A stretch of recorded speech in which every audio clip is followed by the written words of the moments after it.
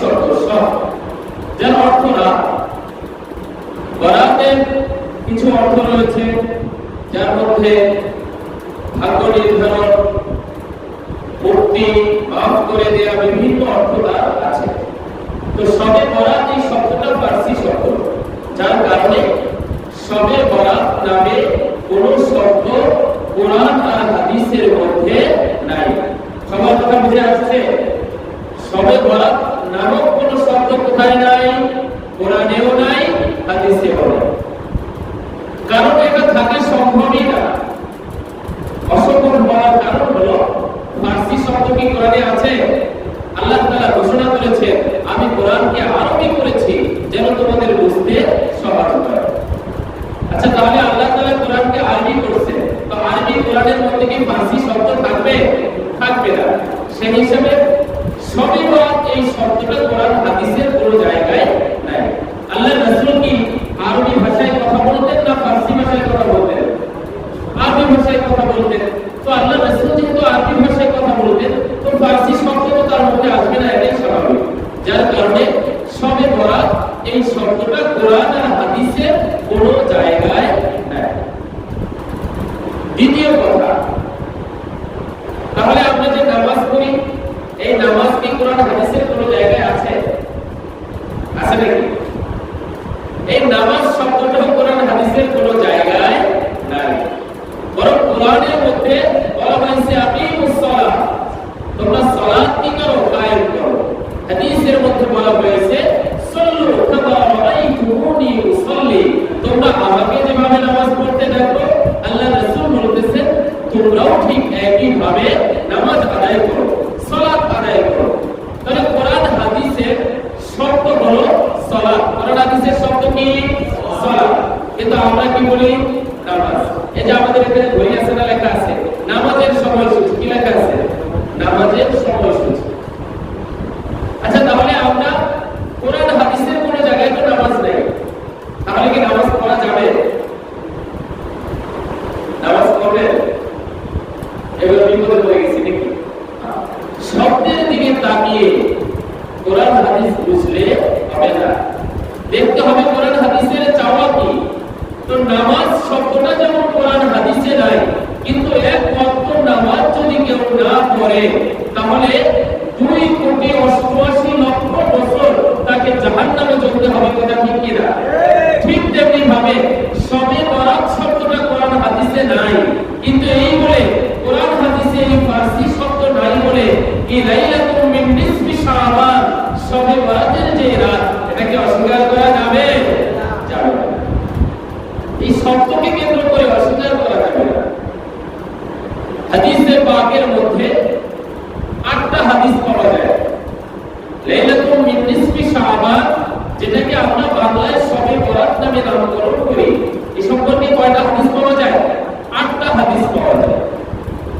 8টা হাদিসের মধ্যে মুহাদ্দিসিনে কিরাম যারা বড় বড় উল্লেখযোগ্য যারা হাদিস নিয়ে গবেষণা করেন, তারা এর 6টা হাদিসকে দঈফ বলেছে। দঈফ শব্দের অর্থ দুর্বল। দঈফ শব্দের অর্থ কি? দুর্বল। অর্থাৎ হাদিস না, বিষয়টা এমন নয়, কিন্তু হাদিসের মানটা একটু কম, দুর্বল। মাঝখানে এমন কিছু রাবী আছে, এমন কিছু ব্যক্তি আছে যাদের কারণে হাদিসটা একটু দুর্বলতা প্রকাশ পেয়েছে। এরকম হাদিসের সংখ্যা কয়টা? 6টা। আরেকটা হাদিসকে সহিহ বলা হয়েছে, আরেকটা হাদিসকে হাসান বলা হয়েছে। তাহলে বোঝা গেল যত মুহাদ্দিসিনে কিরাম পৃথিবীতে আছেন, তাদের ঘোষণা অনুযায়ী শবে বরাত সম্পর্কে সহিহ হাদিসের সংখ্যা সর্বনিম্ন কয়টা? একটা, যেটাকে সবাই সহিহ বলেছে। আরেকটা হাদিসকে সবাই হাসান বলেছে। আর বাকি হাদিসগুলি নিয়ে মতভেদ রয়েছে, কেউ সহিহ বলেছেন, কেউ হাসান বলেছেন, কেউ দঈফ বলেছেন। তাই বলে শবে বরাতের কথা হাদিসেই নাই এমন অস্বীকার করা যাবে? যাবে না। তাহলে যে একটা হাদিস আছে, যে হাদিসকে সবাই সব মুহাদ্দিসিনে কিরাম সহিহ বলেছেন, আলবানী থেকে শুরু করে যারা হাদিস শাস্ত্রের বিশারদ যারা রিসার্চ যারা করেছেন, তারা সবাই ওই হাদিসকে সহিহ বলেছেন। এখন আপনি যদি লাইলাতুম মিন নিসফি শাবান বলতে কিছু নাই, তাহলে আপনি হাদিসকে অস্বীকারী হলেন কি হলেন না? কিছুই নাই এই ব্যাপারে। এমন কথা বললে আপনি হাদিসকে অস্বীকারী হলেন না। আর হাদিসকে অস্বীকারী মুসলমান থাকে, আল্লাহর রাসূলকে কথাকে অস্বীকার করলে সে মুসলমান থাকে। অতএব কথা বলার ক্ষেত্রে খুব সাবধান হতে হবে, কথা বলার ক্ষেত্রে সাবধান হতে হবে। অনলাইন দেখে, বিভিন্ন চটি বই দেখে মুখ ফুলিয়ে বলে দিবেন সবে বলার বলতে কিছু নাই, এই কথা বলা যাবে না। কারণ হাদিস বিশারদ যারা, তারা সর্বনিম্ন একটা হাদিসকে কি করেছে? সহিহ বলেছে। ওই হাদিসটা তো আপনাকে মানতেই হবে, বাকিগুলি আপনি না পারেন। যে দুইটা হাদিস পরিপূর্ণভাবে সহিহ এবং হাসান বলা হয়েছে, আরেক বাকি হাদিসগুলোকে দাঈফ বলা হয়েছে। তো হাদিসগুলি আমি আপনাদের সামনে আগে পেশ করতেছি। আম্মাজান আয়েশা সিদ্দিকা রাদিয়াল্লাহু তাআলা আনহা থেকে একটা হাদিস আছে, যে হাদিসের মধ্যে তিনি বলেন যে আমি বুখারী মুসলিমের মধ্যে হাদিসটা আনা হয়েছে। বুখারী মুসলিম না হাদিসটার মৌলিক সনদ হলো গিয়া তিরমিজি শরীফ। তিরমিজি শরীফের 739 নম্বর হাদিস। তো তিরমিজি শরীফের 739 নম্বর হাদিস, এবং সাথে সাথে আহমদ ইবনে হাম্বল রাহিমাহুল্লাহু তাআলা ওনার যে হাদিসের কিতাব আছে মুসনাদ আহমদ, সে হাদিসের কিতাবে 26204 নম্বর হাদিস এটা 26000। এই হাদিসের মধ্যে বলা হয়েছে আম্মাজান আয়েশা সিদ্দিকা রাদিয়াল্লাহু তাআলা আনহা বলেন যে আমি এক রাতের মধ্যে ঘুমিয়েছিলাম, ঘুমিয়ে থাকার পরে হঠাৎ দেখলাম রাসূল আকরাম সাল্লাল্লাহু আলাইহি ওয়াসাল্লাম আমার পাশে নেই। তখন আমি তাকে খুঁজতে বের হয়ে গেলাম ঘর থেকে বের হয়ে যাওয়ার পরে জান্নাতুল বাকি নামক যে কবর আছে, যেখানে সাহাবীদেরকে কবর দেওয়া হয়েছে, এই জান্নাতুল বাকি পর্যন্ত আমি চলে গেলাম, মসজিদে নববীর কাছে। তো জান্নাতুল বাকিতে গিয়ে আমি দেখতে পেলাম যে রাসূল দাঁড়িয়ে হাত উঠিয়ে দোয়া করতেছেন আর কাঁদতেছেন। বুঝতেছেন সবাই? হাদিস স্পষ্ট ভাষায় বলতেছি, সুর ছাড়া বোঝাতে উচিত। তো এবার আম্মাজান আয়েশা সিদ্দিকা রাদিয়াল্লাহু তাআলা আনহা এই অবস্থা দেখে আবার দৌড়ে ঘরে চলে আসলেন। রাসূল আকরাম সাল্লাল্লাহু আলাইহি ওয়াসাল্লাম গভীর রজনীর মধ্যে রাতে যদি একজন মানুষ তার পাশে এসে দেখতে যায়, বোঝা যায় না? বোঝা যায়। আল্লাহ রাসূল ঘরে আসলেন, এসে বললেন, আয়েশা তুমি মনে হয় আমার খোঁজে গিয়েছিলে, তুমি কি ভেবেছো আমি অন্য কোনো স্ত্রীর ঘরে গেলাম? আমাদের আয়েশা বললেন, ইয়া রাসূলুল্লাহ, আমি মনে করেছিলাম 9 জন স্ত্রী আজকে তো আমার সাথে আপনার থাকার কথা, আপনি মনে হয় অন্য কারো ঘরে গেছেন। আল্লাহ রাসূল বললেন যে না, আমি কোনো জ্ঞান করতে পারি না, বরং এই রাত এমন এক রাত লাইলাতুম মিন নিসফি শাবান, এমন এক রাত যেই রাতের মধ্যে আল্লাহ তাআলা তার বান্দাদেরকে ওই পরিমাণ ক্ষমা করে দেন লিআকসারা মিন শারি গানামি বনি কালব। হাদিসের ভাষ্য, বনু কালব নামক একটা গোত্র ছিল, একটা বংশ ছিল। ওই বংশের ছাগলের পাল সবচেয়ে বেশি ছিল, বকরির পাল সবচেয়ে বেশি ছিল। তো এই বকরির পাল তাদের যত পরিমাণ ছিল, রাসূল আকরাম সাল্লাল্লাহু আলাইহি ওয়াসাল্লাম বলেন লিআকসারা মিন শারি গানামি বনি কালব। অনেক হাদিসের মধ্যে বানি শব্দ নেই, শুধু কালব আছে। অর্থাৎ এই বনু কালব গোত্রের যত ছাগলের পাল আছে, এক এক পালে তাদের হাজার হাজার ছাগল আছে। এই সব ছাগলের পালের ছাগলগুলির যত পশম আছে, এর থেকে বেশি মানুষকে আল্লাহ তাআলা এই লাইলাতুম মিন নিসফি শাবান অর্থাৎ শবে বরাতের রাতে আল্লাহ তাআলা মাফ করে দেন। সুবহানাল্লাহ। এটা হলো আয়েশা সিদ্দিকা রাদিয়াল্লাহু আনহা থেকে বর্ণিত হাদিস। কোন হাদিস বিশারদ এই হাদিসটাকে দাঈফ বলেছে, দুর্বল বলেছে। হযরত আলী কাররামাল্লাহু ওয়াজহাহু, আলী রাদিয়াল্লাহু তাআলা আনহু থেকে একটা হাদিস আছে। হাদিসের মধ্যে রাসূল আকরাম সাল্লাল্লাহু আলাইহি ওয়াসাল্লাম বলেন যে ইজা কানাত লাইলাতুম মিন নিসফি শাবান, যে যখন লাইলাতুম মিন নিসফি শাবান হয়, শবে বরাতের রাত, যেটাকে আমরা বাংলায় বলি শবে বরাত, আরবিতে কি বলা হয়? লাইলাতুম মিন নিসফি শাবান। তো এই লাইলাতুম মিন নিসফি শাবান শবে বরাত যখন আসে, ইজা কানাত, যখন সেটা আসে, কুমু লাইলাহা ওয়া সুমু নাহারাহা, তোমরা এই রাতটা নামাজের মধ্যে কাটাও, আর এর পরের যে দিনটা আছে সেই দিনটাকে তোমরা রোজা অবস্থায় কাটাও। বলে সুবহানাল্লাহ। কারণ কি? হাদিসের মধ্যে বলা হয়, এই হাদিসের শেষাংশে, কেননা আল্লাহ তাআলা এই রাতে শেষ আসমানে চলে আসেন, শেষ আসমানে এসে ঘোষণা করতে থাকেন, এমন কোন অভাবী আছে যে আমার কাছে চাইবে, আমি তার অভাবকে দূর করে দেব। এমন কোন গুনাহগার আছে যে আমার কাছে চাইবে, আমি তার গুনাহকে মাফ করে দেব। এভাবে আল্লাহ তাআলা ঘোষণা করতে থাকেন এই রাতের মধ্যে। এটা আরেকটা হাদিস যেটা রিওয়ায়াত করেছেন আলী রাদিয়াল্লাহু তাআলা। এই হাদিসটাকেও অনেকে সহিহ বলেছেন, অনেকে হাসান বলেছেন। আরেকটা সর্বসম্মতিক্রমে যে হাদিসটা সহিহ, যার সিহহাতে কারণ আছে, কোনো দ্বিধাদ্বন্দ্ব নেই, সেই হাদিসটা হলো হযরত মুআয ইবনে জাবাল রাদিয়াল্লাহু তাআলা আনহু থেকে। মুআয ইবনে জাবাল রাদিয়াল্লাহু তাআলা আনহু থেকে হাদিস, হাদিসের মধ্যে রাসূল আকরাম সাল্লাল্লাহু আলাইহি ওয়াসাল্লাম বলেন, লা ইয়াত্তালিউল্লাহু খালকাহু ফি লাইলাতিন মিন নিসফি শাবান, নিসফে শাবানের রাতে, অর্থাৎ শবে বরাতের রাতে আল্লাহ তাআলা তার বান্দাদের প্রতি বিশেষ মনোযোগ স্থাপন করেন। বিশেষ মনোযোগ। প্রতিদিন, প্রতি রাতে শেষ অংশে আল্লাহ তাআলা দুনিয়ার আসমানে চলে আসেন, বান্দার গুনাহকে মাফ করেন। কিন্তু লাইলাতুল মিন নিসফি শাবান, এটার ক্ষেত্রে আল্লাহর রাসূল বলেছেন, লা ইয়াত্তালিউল্লাহ, আল্লাহ তাআলা বিশেষ মনোযোগ স্থাপন করেন। বিশেষ মনোযোগ। বিশেষ মনোযোগ করার পরে কি করেন? হাদিসের মধ্যে বলা হয়, ইয়াগফিরুল্লাহু লিজামিইল খালক, যত বান্দা আল্লাহর দুনিয়ায় আছে সব বান্দাকে আল্লাহ তাআলা এই রাতে মাফ করে দেন। সুবহানাল্লাহ। ইল্লা, তবে দুই শ্রেণীর লোক আছে। কয় শ্রেণীর লোক? ইল্লা লিমুশরিকিন আও মুশারিকিন, তবে যারা আল্লাহর সাথে শিরক করবে, যারা কি করবে? আল্লাহর সাথে শিরক করবে, তাদেরকে আল্লাহ এই রাতে মাফ করবেন না। আল্লাহর সাথে যদি কোনো বান্দা শিরক করে, খুব কঠিন কাজ, আল্লাহ সব গুনাহ মাফ করে দিবেন, কিন্তু শিরকের গুনাহ কি করবেন না? মাফ করবেন না। এই মহিমান্বিত রজনীর মধ্যে, লাইলাতুল মিন নিসফি শাবানের মধ্যে আল্লাহ তাআলা সবাইকে মাফ করে দিবেন, তবে যে আল্লাহর সাথে শিরক করে তাকে মাফ করবেন, তাকে আল্লাহ মাফ করবেন না।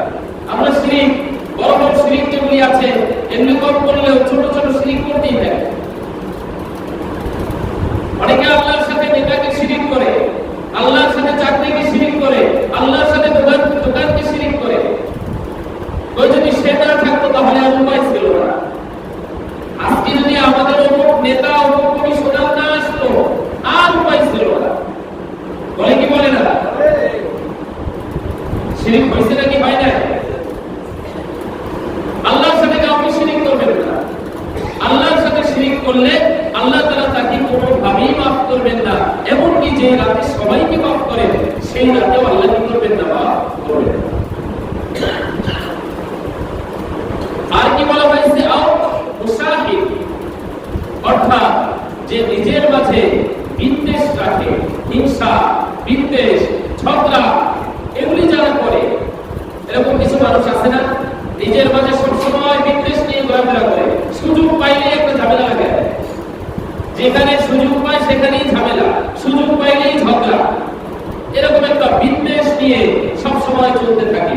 তো যাদের কলবের মধ্যে, যাদের দিলের মধ্যে বিদ্বেষ থাকবে, আল্লাহ তাআলা তাদেরকে লাইলাতুল মিন নিসফি শাবান, এই শবে বরাতের যে রাত আমরা বলি, এই রাতে সবাইকে আল্লাহ তাআলা মাফ করে দিলেও যার দিলের মধ্যে হিংসা, বিদ্বেষ থাকবে, তাকে আল্লাহ মাফ করবে না। তাহলে এই শবে বরাতের সবচেয়ে সহিহ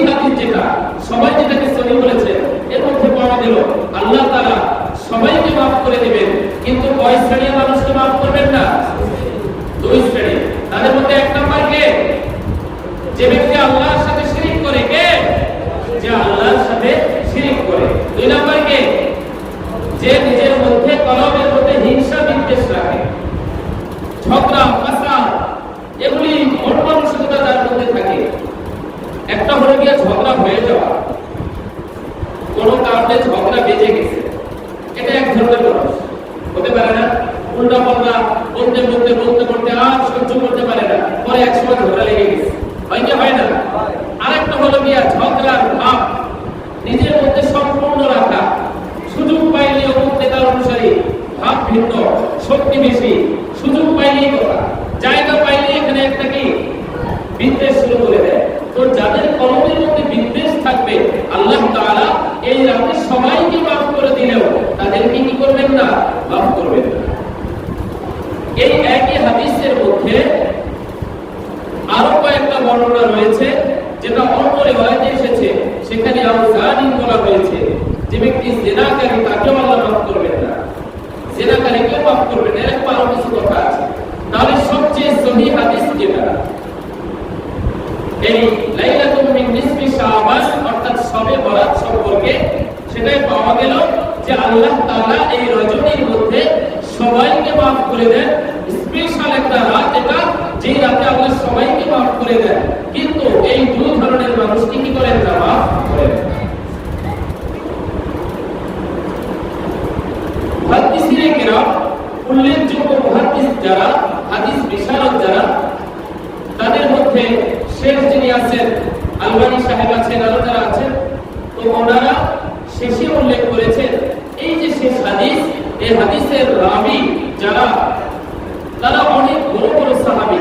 একদম মুআজ ইবনে জাবাল, তিনি কি সাধারণ সাহাবী নাকি?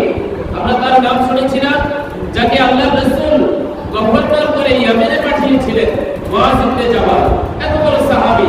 আবু হুরায়রা রাদিয়াল্লাহু তাআলা আনহু, আব্দুর রহমান ইবনে আউফ রাদিয়াল্লাহু তাআলা আনহু, এমনকি আবু বকর সিদ্দিক রাদিয়াল্লাহু তাআলা আনহু, ওনারাও এই হাদিসের মধ্যে কি রাবী হিসেবে রয়েছে। তো এত বড় বড় ব্যক্তিরা যে হাদিসের রাবী রয়েছে, তাদের এই হাদিসকে আমরা যদি অস্বীকার করি, তাহলে কি এটা মুসলমানের কাজ হবে? তাহলে শবে বরাত বলতে কিছু নাই, এই কথা আর কখনো বলা যাবে? তাহলে এই যে হাদিসগুলি পেশ করা হলো, এই হাদিসগুলিকে আপনি অস্বীকারকারী হয়ে গেলেন। শবে বরাত বলতে কিছু নাই এমন কথা বললে এই হাদিসগুলিকে আপনি অস্বীকার করলেন, দাঈফ হাদিসকে আপনি অস্বীকার করলেন, বুঝলাম। কিন্তু যে হাদিসটা শেষে পেশ করা হলো মুআজ ইবনে জাবাল, সেটা তো সহিহ হাদিস, এটাকেও যদি আপনি অস্বীকার করেন, তাহলে রাসূলের হাদিসকে অস্বীকার করলে সে মুসলমান থাকে। এজন্য সাবধান হতে হবে। কোনো একটা কথা শুনি সাথে সাথে বলতে থাকা, সাথে সাথে মানুষের মাঝে আলোচনা করা যে ইবাদতের কোনো দরকার নাই, এরকম কিছুই নাই, এরকমটা করা যাবে না। দ্বিতীয় কথা হলো, কিছু মানুষ আছে যারা অনলাইনে বিভিন্ন মাধ্যমে, টিভি চ্যানেল, ইউটিউব এর মাধ্যমে বলে বেড়ায় যে বাংলাদেশ, পাকিস্তান, ভারত, শ্রীলঙ্কা, মালয়েশিয়া, এই কাছাকাছি যত মানুষ আছে, এরাই এই শবে বরাত বা লাইলাতুল মিন নিসফি শাবানকে মানে। এছাড়া অন্য যে রাষ্ট্রগুলি আছে, তারা কেউ এই শবে বরাত বা লাইলাতুল মিন নিসফি শাবানকে মানে না। এমন কিছু কথা অনলাইনে বলা হয়, টিভির মধ্যে বলা হয়, বিভিন্ন হাদিস বিদ্বেষী যারা আছে তারাও বলে, সহিহ হাদিসের নামে যারা হাদিস বিদ্বেষী তারাও বলে। আচ্ছা, এখন আপনাদেরকে, আপনারা তো সবাই বুঝবান মানুষ, সহজ প্রশ্ন করি। তিরমিজি শরীফ, সাথে সাথে ইবনে মাজাহ, মুসান্নাফ ইবনে আবি শাইবা, মুসান্নাফ আব্দুর রাজ্জাক, এই যে হাদিসের কিতাবগুলি আছে, এই হাদিসের কিতাবগুলি কি কোনো বাংলাদেশের মানুষ লিখছে? ভারতের মানুষ লিখছে? পাকিস্তানের মানুষ লিখছে? মালয়েশিয়ার মানুষ লিখছে? আচ্ছা, এই হাদিসগুলি কি আরো 10 বছর আগে লেখা হয়েছে? 20 বছর আগে? 100 বছর আগে? নাকি 1000 বছর আগে? 1300-1400 বছর আগে রাসূল আকরাম সাল্লাল্লাহু আলাইহি ওয়াসাল্লামের ইন্তেকালের 100 বছরের মধ্যে হাদিস গ্রন্থ লেখা হয়েছে। এই হাদিস গ্রন্থ তো বাংলাদেশ, পাকিস্তান, মালয়েশিয়া, ইন্দোনেশিয়া তারা লেখে না, হাদিসগুলি লিখেছেন আরবের লোকেরা। তো আরবরা যদি এই লাইলাতুল মিন নিসফি শাবান শবে বরাতকে কোনোভাবে স্বীকার নাই করে, তাহলে তারা এত বড় ইমামরা কেন হাদিসের কিতাবের মধ্যে হাদিস আনলেন? বুঝেন না। এটা যদি বাংলাদেশ, পাকিস্তান, এই ইন্ডিয়া, ইন্দোনেশিয়া, মালয়েশিয়া এদের সৃষ্ট বিষয় হয়, তাহলে এরকম হাদিস লেখে দেয়। হাদিস তো লিখছে আরবরা। এই জন্য যারা এই ধরনের কথা বলে বেড়ায় যে এই দেশগুলোতে শুধু সবে বরাত করতে কিছু আছে, অন্য কোথাও নাই, আসলে তারা হাদিস বিদ্বেষী, হাদিসকে মানতে চায় না। হাদিসকে না মানার কারণেই এমন কথা বলে। শেখ যেই সহি হাদিসটা আমি পেশ করেছিলাম, এই হাদিসটা 8টা কিতাবে এসেছে। কয়টা কিতাব? 8টা কিতাবের মধ্যে হাদিসের যে গ্রন্থগুলি রয়েছে তার 8টা গ্রন্থের মধ্যে হাদিসটা আনা হয়েছে। ওই 8টা গ্রন্থের একটা গ্রন্থ এই বাংলাদেশ, ভারত, পাকিস্তান, মালয়েশিয়া, ইন্দোনেশিয়া, সিঙ্গাপুরে, পুরা এশিয়ার কেউ লেখে নাই। সবগুলি হাদিসের কিতাব আরবরা লিখেছে, সবগুলি আরবরা লিখেছে। তাহলে লাইলাতুম মিন নিসফি শাবান, শবে বরাতের যে রাত, এটাকে অস্বীকার করা যাবে না। এখন আলোচনা হলো আমল নিয়ে। ওর সমস্যাটা যে জায়গায় হয়েছে সেটা হলো আমলের অবস্থা। রাসূল আকরাম সাল্লাল্লাহু আলাইহি ওয়াসাল্লাম তার জীবন দশায় সাহাবীদেরকে নিয়ে, ভালো করে শুনেন, খুব খেয়াল করে শুনেন, ঘুমায় থাকে ভালো করে শুনেন, মসজিদে আসলে অনেকে ঘুম আসে। রাসূল আকরাম সাল্লাল্লাহু আলাইহি ওয়াসাল্লাম সাহাবীদেরকে নিয়ে দলবদ্ধভাবে কিংবা 4 ইমাম, কোন সাহাবী দলবদ্ধভাবে এই রাতে কোনো আমল করেন নাই। কথা বুঝে আসছে? এই রাতের আমলের ব্যাপারে আহ্বান করা যাবে না। ভাই আসেন শবে বরাতের নামাজ পড়ে আসি, শবে বরাতের নামাজ পড়ে আসি, এই ধরনের কোনো আহ্বান করা যাবে না। সবাইকে ডেকে সবাই মিলে মিশে এমন কোন আমল রাসূল সাল্লাল্লাহু আলাইহি ওয়াসাল্লামও করেন নাই, সাহাবীরাও করেন নাই, 4 ইমামের কোন ইমামও করেন নাই। তাই বলে আমল করব না, বিষয়টা এমন নাকি? কেউ করেন নাই। আচ্ছা, দাঈফ মানে দুর্বল, দাঈফ হাদিসের মধ্যে আছে কুমু লাইলাহা ওয়া সুমু নাহারা। আল্লাহ রাসূল বলেছেন তোমরা রাতে নামাজ আদায় করো আর দিনে কি করো? রোজা রাখো। তো আল্লাহ রাসূলের হাদিসটা এখানে মুহাদ্দিসিনে কেরাম তারা বিভিন্ন রিসার্চের মাধ্যমে বলেছেন দুর্বল, কিন্তু আমি যদি এই হাদিসটাকে মানি, আমি যদি ইবাদত করি, তাতে আমার কি লাভ নাকি লস?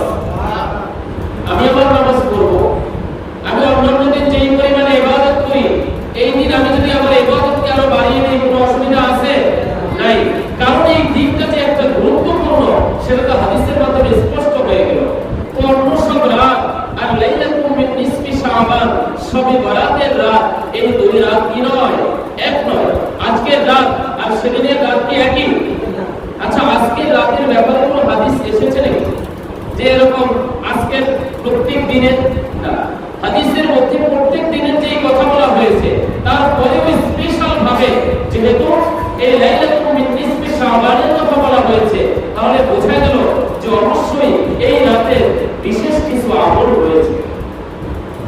এজন্য আমরা ইবাদত করব, বেশি বেশি আমল করব, কোনো অসুবিধা নাই, কিন্তু দলবদ্ধভাবে ডাকাডাকি করে কোনো আমল করা যাবে না। কাউকে এটা মনে করা যাবে না। অনেকে আছে অঞ্চলের মানুষ, তো ঘুমাইছে একটা মানুষ, গাড়ি এমন খারাপের খারাপ, সে সবে বলাতে লাইনে পর্যন্ত পড়ে দেয়, বলে না? এই কথা বলা যাবে? আল্লাহ রাসূল কি বলেছেন যে সবে বলাতে রাতে তোমরা মসজিদে আসো? বলেছেন নাকি? বলেন না। নামাজ আদায় করতে একটা হাদিসের মধ্যে পাওয়া যায় নামাজ আদায় করতে বলছেন, আপনি সেই নামাজ আপনার ঘরেও পড়তে পারেন। নফল নামাজের জন্য উত্তম জায়গা তো ঘর, আপনি সেখানেও পড়তে পারেন, কিংবা মসজিদে আসবেন পড়তে পারেন। কিন্তু ওকে মসজিদে আসে না এই জন্যই সে খারাপ মানুষ, এটা বলা যাবে? তাহলে ও হাদিসা হয়ে গেছে, কিন্তু সবে বলাতে লাইনেও মসজিদে আসে না। এরকম অনেক সময় আমরা মানুষকে দোষারোপ করি না, যে আমল সম্পর্কে আল্লাহ রাসূল এভাবে বলেন না, সে আমল সম্পর্কে কাউকে দোষারোপ করা যাবে? যাবে না। তাহলে আমরা ইবাদত করতে কোনো বাধা নাই, কিন্তু এই ইবাদতের জন্য নির্ধারিত কোনো দোয়া নেই, নির্ধারিত কোনো নিয়ত নেই। এমনটা বলার দরকার নেই যে হে আল্লাহ আমি শবে বরাতের নামাজ আদায় করতেছি, আল্লাহু আকবার, বলা লাগবে? লাগবে না। কোনো নির্ধারিত সূরা নাই, কোথাও নাই, নির্ধারিত দোয়াও নাই, নির্ধারিত নিয়ত নাই, নির্ধারিত সূরাও নাই। আপনার যদি মন চায় যে না আল্লাহ রাসূলের কিছু হাদিস যেহেতু পাওয়া যায়, আরে পরবর্তী মানুষ যেহেতু ওটাকে দায়ী করতে পারে, যেহেতু পাওয়া যায়, আমি কিছু আমল করলাম, কোনো অসুবিধা আছে নাকি? আপনি কিছু আমল করেন, কোনো অসুবিধা নেই। রোজা রাখার ক্ষেত্রে অনেক কথা আছে। রোজা রাখার ক্ষেত্রে একটা হাদিস আছে, এই হাদিসের মধ্যে রাসূল আকরাম সাল্লাল্লাহু আলাইহি ওয়াসাল্লাম প্রত্যেক মাসে আইয়ামে 20 বলা হয়, প্রত্যেক মাসে আল্লাহর রাসূল সর্বনিম্ন 3টা রোজা রাখতেন। কয়টা? 3টা। প্রত্যেক মাসে 13 তারিখ, 14 তারিখ, 15 তারিখ। কয় দিন? 13, 14, 15। ভালো করে সবাই মনে রাখবেন, প্রত্যেক আরবি মাসে 13, 14, 15 এই 3 দিন আল্লাহর রাসূল রোজা রাখতেন। এই 3 দিনকে বলা হয় আইয়ামে 20। এখন আপনি যদি মনে করেন যে না, আমি সম্পূর্ণ সহিভাবে রোজাগুলি রাখতে চাই, তাহলে আপনি এই 3 দিন রোজা রাখেন। 3 দিন যদি আপনি রোজা রাখেন, রবি, সোম, মঙ্গল, কয় দিন? 3 দিন। রবিবারও রাখলেন, সোমবারও রাখলেন, মঙ্গলবারও রাখলেন, 3 দিন রাখা হয়ে গেল। শবে বরাতের রোজাও হয়ে গেল। আল্লাহর রাসূলের যে আমল বুখারী, মুসলিম থেকে শুরু করে সব হাদিসের কিতাবে সহিহভাবে আনা হয়েছে যে প্রতি মাসে তিনি এই 3 দিন রোজা রাখতেন। ওই 3 দিনের রোজাও হয়ে গেল, মাঝখানে শবে বরাত সম্পর্কে যদি আপনি রোজা রাখতে চান সেটাও হয়ে গেল, এক কাজে 2 কাজ হয়ে গেল। তাহলে আপনি এবারে 3টা রোজা রাখতে পারেন, রবিবার, সোমবার, মঙ্গলবার, এই 3 দিন রোজা রাখেন। তাহলে আইয়ামে 20 এর রোজাগুলি রাখা হয়ে গেল। অনেক বড় ফজিলত এই 3 দিন। প্রতি মাসে আল্লাহর রাসূল কেন 3 দিন রোজা রাখতেন? কারণ আল্লাহ তাআলা সেই শবে মিরাজের আলোচনা মনে আছে নাকি? আল্লাহ তাআলা বলে দিয়েছিলেন না, একে সর্বনিম্ন কত? 10। একে সর্বনিম্ন কত? 10। তাহলে 3টা যদি রোজা রাখি, এটাকে 10 করে দিলে কত হলো? 30। তাহলে 3 দিন রোজা রাখার কারণে আল্লাহ তাআলা পুরো মাস রোজা রাখার সওয়াব দিয়ে দেন। সুবহানাল্লাহ। এজন্য আমরা আমলের ক্ষেত্রে এই 3 দিনকে নির্ধারণ করতে পারি। 3 দিন আমরা রোজা রাখার নিয়ত করব ইনশাআল্লাহ। 3 দিন রোজা রাখার চেষ্টা করব।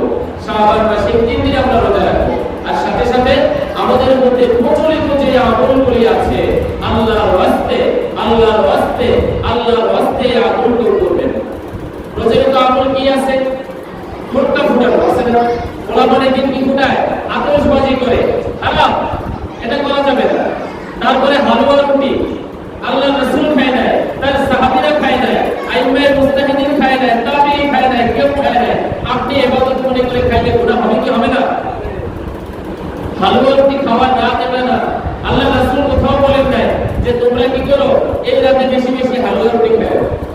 ওই যারা ভাগ্য রজনী মনে করে তারা বলে এই রাতে ভালো ভালো খাবার খাও, তাহলে সারা বছর ভালো খাবার খাওয়া যাবে। আচ্ছা, তাহলে এই রাতে যদি আপনি উটের গোশত দিয়ে ভাত খান, সারা বছর উটের গোশত খাওয়া সম্ভব? মন চাইলেও খেতে পারবেন। এই রাতে যদি আপনি এরকম কবুতর দিয়ে ভাত খান, সারা বছর কবুতর দিয়ে ভাত খাওয়া যাবে। এই রাতে যদি আপনি হরিণের গোশত দিয়ে খান, তাহলে সারা বছর হরিণের গোশত খাইতে গেলে আপনার জেলখানায় যেতে হবে না? হরিণের গোশত আনতে গেলেই তো জেল। তাহলে বোঝা গেল এগুলি সব মানুষের বানোয়ার মিথ্যা কাহিনী। এই রাতের মধ্যে কোনো হালুয়া রুটির আয়োজন করা যাবে না। বাঁচতে হবে নিজেদেরকে, বাচ্চাদেরকে বাঁচাতে হবে। এই রাত আল্লাহ তাআলা বিশেষভাবে যে রাতে শেষ আসমানে চলে আসে, একটু ভালো করে খেয়াল করেন। নিজেরা নিজেদের ছোট ভাইয়ের দিকে, নিজেরা নিজেদের সন্তানের দিকে খেয়াল করেন। আল্লাহ তাআলা যেই রাতে শেষ আসমানে চলে আসেন, আসমানে চলে এসে ঘোষণা দেন কোন বান্দা আসবে আমি তাকে মাফ করে দিব। সেই রাতে আনন্দ উল্লাস করে যদি আকাশের মধ্যে আতশবাজি করেন, তাহলে এই সন্তান কি কখনো সুসন্তান হবে নাকি কুসন্তান হলো? আপনার সন্তানের দিকে খেয়াল করেন।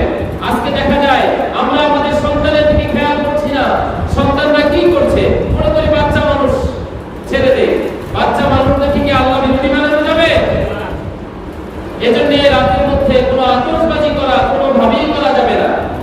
বড় যারা আছেন, মুরব্বী যারা আছেন, এলাকার মুরব্বীরা খুব খেয়াল করেন, একটা ছেলেও যেন এই আতশবাজি করতে না পারে, এলাকার মধ্যে এগুলো যেন করতে না পারে। সাথে সাথে এই যে প্রচলিত মসজিদকে সাজানো, মসজিদকে সুসজ্জিত করা, তারপরে মসজিদের মধ্যে এরকম সম্মিলিত সবাইকে নায়িকা তারপরে ইবাদত করা, নায়িকা তাহাজ্জুদের নামাজ পড়া, নায়িকা উত্তম করা, এগুলি কিছুই করা যাবে না। বরং সবাই মসজিদে সে ইবাদত করতে যদি করে একা একই, সবার আশা হয়ে গেল না? আসেন, কোনো অসুবিধা আছে? নাই। কিন্তু কাউকে আহ্বান করে দলবদ্ধভাবে কোনো আমল করা যাবে না, এগুলি কোরআন হাদিসের কোথাও নাই। আমরা